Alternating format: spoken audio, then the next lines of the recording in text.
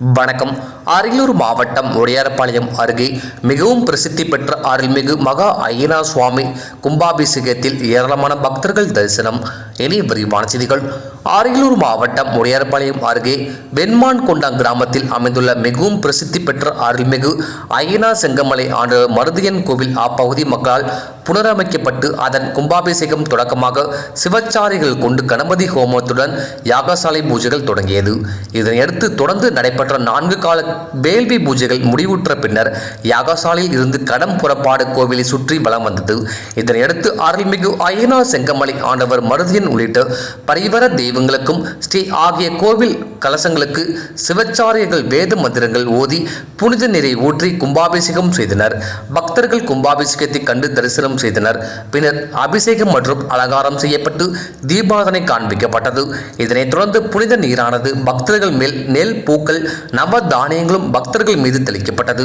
இதில் 500க்கும் மேற்பட்ட பக்தர்கள் கலந்து கொண்டு சுவாமி தரிசனம் செய்தனர். விழாவில் கலந்து கொண்ட பக்தர்கள் அனைவருக்கும் விழா சார்பில் அன்னதானம் வழங்கப்பட்டது. TN செய்திகளுக்காக அரியலூர் மாவட்ட செய்தியாளர் SP ரவிச்சந்திரன்.